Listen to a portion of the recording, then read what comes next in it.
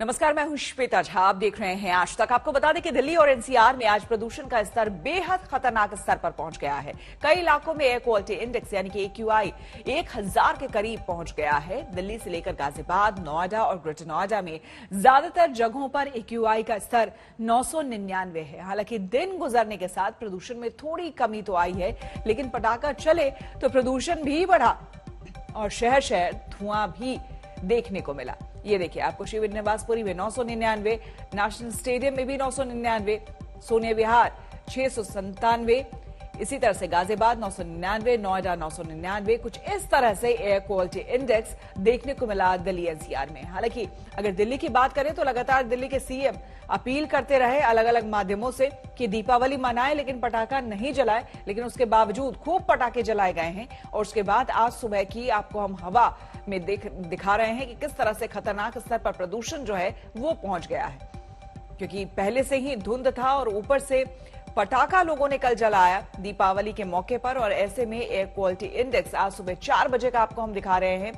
सोनिया विहार में आपको फिर से हम बता दें कि नोएडा में 999, सोनिया विहार में 697, आनंद विहार में 999। और ये देखिए, ये आपको हम तस्वीरें सीधे दिखा रहे हैं। इन तस्वीरों को देखकर Ashram, ITO, Rajpath, Connaught Place, south Delhi, इन तस्वीरों को देखकर आप अंदाजा लगा सकते हैं ये दरअसल सर्दी की सुबह और उसकी धुंध नहीं है। दरअसल ये धुंध है प्रदूषण की, और इस प्रदूषण का असर जो है वो साफ तौर पर हर तस्वीरों में आपको देखने को मिलेगा।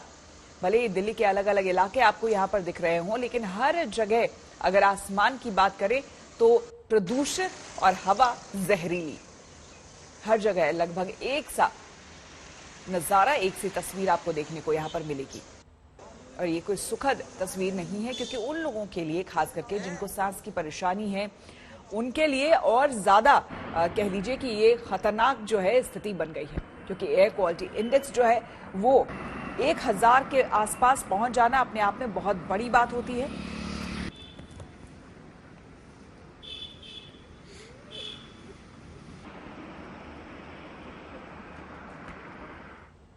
और सुबह 10 बजे राजपथ का क्या हाल था, क्या नजारा था, बता रहे हैं हमारे संवाददाता वरुण सिन्हा।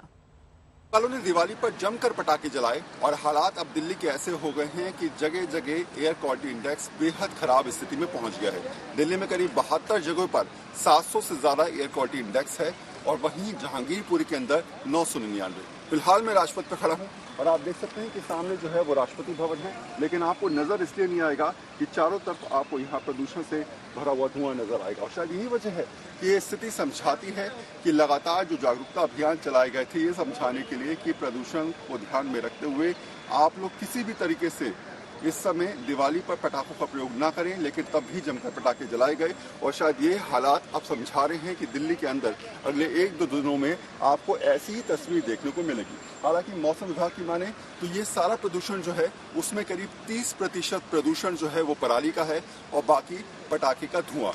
अगर 2-3 दिनों की बात करें तो हो सकता है कल या परसों में तेज हवाओं के साथ ये धुआं छट जाए, लेकिन फिलहाल जब तक ऐसे हालात हैं दिल्ली वालों को इसी में सांस लेना पड़ेगा। चलिए एक बार फिर से आपको हम सुबह 4 बजे एयर क्वालिटी इंडेक्स क्या था दिल्ली एनसीआर में ये हम बताते हैं। आपको हम बता दें कि कल दीपावली पर जमकर आतिशबाजी हुई, जिसके बाद एयर क्वालिटी इंडेक्स देखिए सुबह 4 बजे शिविर निवासपुरी में 999, नेशनल स्टेडियम 999, ओखला 959, सोनिया विहार 697, गाजियाबाद 999 और नोएडा 999। यानी कि एयर क्वालिटी इंडेक्स का बुरा हाल देखिए किस तरह से। शादरा 999, पड़पड़गंज 999, जमकर आतिशबाजी हुई है तमाम सलाह के बावजूद, लोगों को हिदायतें देने के बावजूद। दिल्ली में दिवाली की रात के बाद आज सुबह जो प्रदूषण का हाल है उसके बाद ये मास्क लगाना जरूरी हो गया है। और जरूरी इसलिए भी हो गया है क्योंकि अभी जो प्रदूषण के हालात हैं वो सीवियर कैटेगरी में है। सीवियर यानी सबसे जहरीली कैटेगरी। कई सारे जगहों पर जो AQI है यानी हवा का गुणवत्ता इंडेक्स है, जिसको एयर क्वालिटी इंडेक्स कहते हैं, वो उससे ज्यादा खराब स्तर पर नहीं जा सकता है, ऐसे स्तर पर आ गया है। और इसी की वजह से जो धुंध हमें इस वक्त दिखाई पड़ रही है ये एक तरीके से प्रदूषण के कई कारकों का कॉकटेल है। कॉकटेल है पटाखों के प्रदूषण का, पराली और जो कूड़े से जलने वाले प्रदूषण होते हैं उसका, और साथ ही साथ जो गाड़ियां और तमाम और किस्म के प्रदूषण के कारक हैं, उन सबको मिलकर के हवा जो इस समय जहरीली दिखाई पड़ रही है, वो साफ तौर पर शरीर को कितना नुकसान पहुंचाएगा, इसके बारे में साफ साफ डॉक्टर भी नहीं बता पा रहे हैं, क्योंकि कई सारे प्रदूषण के तत्व हमारे शरीर के अंदर में आ जा रहे हैं। जो सबसे बड़ी चिंता की बात है वो है PM 2.5, यानी सबसे महीन कण जो हमारे लंग्स में जब जाते हैं, यानी जो हमारा जिगर है उसके अंदर जाते हैं, तो सबसे महीन शिराओं तक पहुंच जाते हैं, और वहां महीन शिराओं में पहुंचकर कैंसर और न जाने कितनी ऐसी ही बीमारियां पैदा करते हैं। तो ये दिवाली की बात की सुबह है, जब हवा प्रदूषित नहीं है, जहरीली तक हो गई है, और बस इसमें डॉक्टर यही सलाह दे रहे हैं कि कम से कम घरों से बाहर निकलें। अगर बुजुर्ग और बच्चों को जरूरत नहीं है तो बिल्कुल घर से बाहर निकलने में उन्हें परहेज करना चाहिए। कैमरामैन आलोक कुमार दास के साथ कुमार कुणाल, दिल्ली आज तक। दिल्ली NCR में ये शुक्रवार की सुबह बस धुआं ही है। दिल्ली, नोएडा, गाजियाबाद, फरीदाबाद, गुड़गांव, ग्रेटर नोएडा, कहीं के भी एयर क्वालिटी के अगर आंकड़े आप देखें तो पुअर से ज्यादा सिवियर और हजार्डस कैटेगरी में आज हवा का रुख आ चुका है। कल शाम 6 बजे के बाद से आंकड़े गिरने लगे, क्योंकि जहां पटाखे बजने शुरू हुए हवा का मिजाज बिगड़ गया। हालांकि मेट डिपार्टमेंट का कहना है कि और सीधे आपको हम मुंबई लिए चलते हैं, जहां पर पेशी के लिए आर्यन खान एनसीबी दफ्तर पहुंच चुका है। देखिए, आपको हम तस्वीरें दिखाते हैं एनसीबी दफ्तर की। आर्यन खान पेशी के लिए यहां पर पहुंचा है। आपको हम बता दें कि जब ये देखिए तस्वीरों में हम आपको एनसीबी, ये देखिए आर्यन खान को पीले जैकेट में आपने देखा होगा। आर्यन खान ऊपर पहुंच चुका है, और आपको हम बता दें कि पहले ही बताया गया था, जब बेल मिली थी आर्यन को, तो उसमें यह था कि जब भी पेशी होगी आर्यन को आना होगा। एनसीबी दफ्तर में जब भी बुलाया जाएगा आर्यन को आना होगा, और आज पेशी के लिए एनसीबी दफ्तर आया है। मुस्तफा शेख हमारे संवाददाता हमारे साथ जुड़ रहे हैं, हम उनसे बात करेंगे।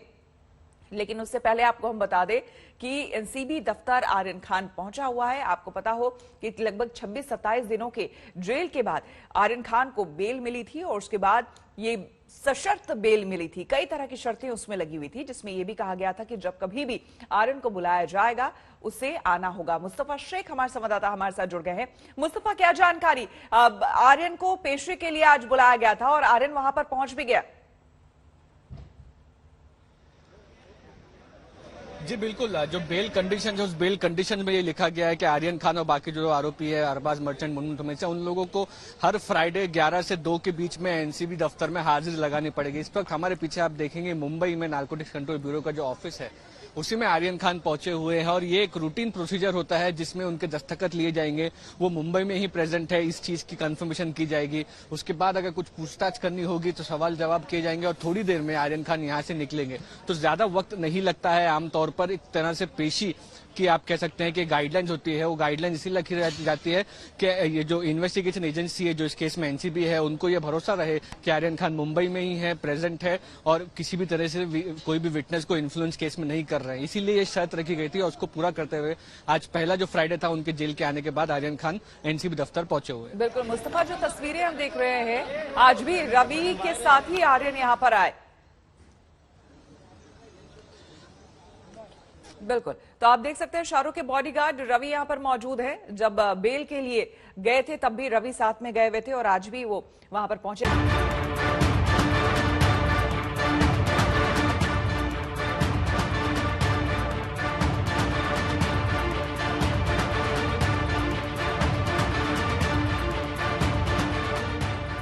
बीते कुछ महीनों में देश में बढ़ती महंगाई के लिए जिन पेट्रोल डीजल कीमतों को जिम्मेदार ठहराया जा रहा था, और जिन पेट्रोल डीजल की कीमतों को लेकर सबसे ज्यादा सियासत हो रही थी, उस पर मोदी सरकार ने बड़ा एक्शन ले लिया। ऐन दिवाली से पहले केंद्र सरकार ने पेट्रोल और डीजल पर एक्साइज ड्यूटी घटा दी। पेट्रोल पर 5 रुपए और डीजल पर एक्साइज ड्यूटी 10 रुपए घटाई गई। इसके बाद महानगरों से लेकर देश भर में पेट्रोल डीजल की कीमतें घट गईं।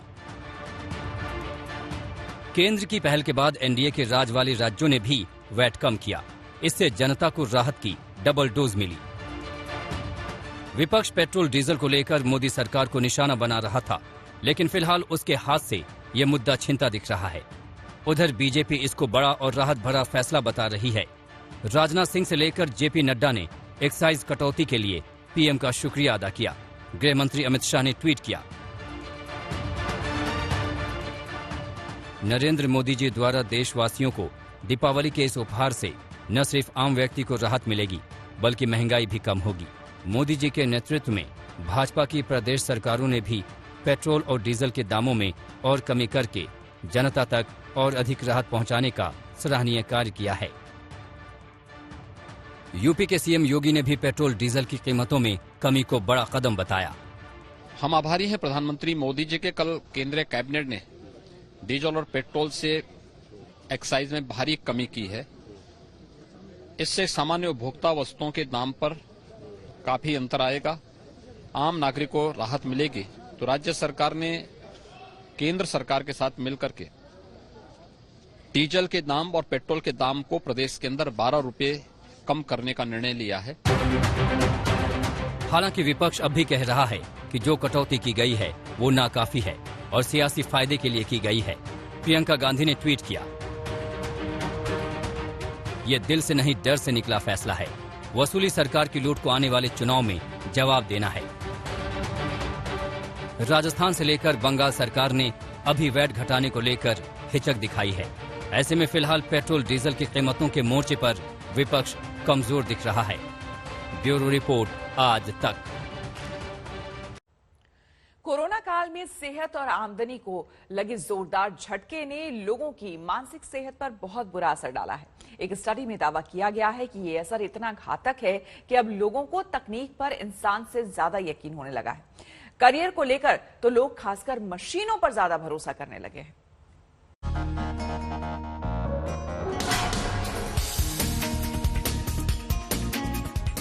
फेस्टिव सीजन में अगर जमकर शॉपिंग होती है तो घूमने फिरने, खाने पीने और मस्ती के प्लान भी लोग जमकर बनाते हैं। कोरोना के डर से अगर आप भी घर में बोर हो चुके हैं और इन त्योहारों में कहीं बाहर घूमने जाना चाहते हैं तो एयरपोर्ट पर लंबी कतारों में लगने के लिए तैयार हो जाइए। दूसरी लहर के कमजोर होने और वैक्सीनेशन के 100 करोड़ का आंकड़ा पार करने के बाद सैलानियों की तादाद में जोरदार तेजी आने की उम्मीद बढ़ गई है। माना जा रहा है कि इस बार के त्योहारों में ये प्री कोविड स्तर के करीब पहुंच जाएगा। अगर आंकड़ों के हिसाब से बात करें तो दिवाली पर एडवांस बुकिंग में 450% का उछाल आ चुका है। इसके साथ ही बुकिंग का कुल आंकड़ा प्री कोविड स्तर के 90% के बराबर हो चुका है। जानकारों का मानना है कि रिवेंज टूरिज्म का जिक्र तो जून जुलाई से ही हो रहा है, लेकिन अब हम इसका असली रूप देखेंगे। We talked about revenge travel all the time, but now is the time when we actually see it kick in. For example, during the long weekend of Ganesh Chaturthi, we saw 65% more bookings. And for Dussehra, we were seeing somewhere around 53% more bookings. The leisure travel is not just back, but it is gone beyond pre-COVID numbers, according to me. Corporate MSME travel is somewhere around 70 to 90% of what it was. And corporate IT travel is basically where I think it's probably at 40 to 50% of what it was before. वैसे घरेलू हवाई सेवा में तेजी corona की दूसरी लहर के बाद से ही आनी शुरू हो गई थी। सितंबर में 70 लाख लोगों ने हवाई यात्रा की थी, जबकि जुलाई में यह आंकड़ा 50 लाख और अगस्त में 67 लाख था। फेस्टिव सीजन में टूरिज्म सेक्टर को पटरी पर वापस आने में मदद करने के लिए टूर ऑपरेटर्स भी तैयार हैं। easemytrip.com 2021 के बाकी बचे महीनों के लिए 12% डिस्काउंट ऑफर कर रही है। वहीं मेक माई ट्रिप पर डोमेस्टिक फ्लाइट में सफर करने के लिए 21% की छूट दी जा रही है।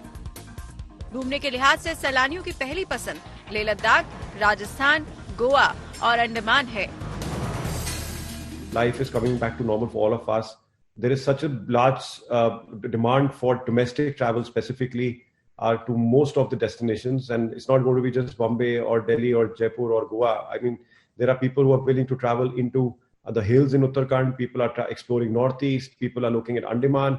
I think what India, probably the customers which never thought about domestic travel have suddenly want to go because of obvious reasons.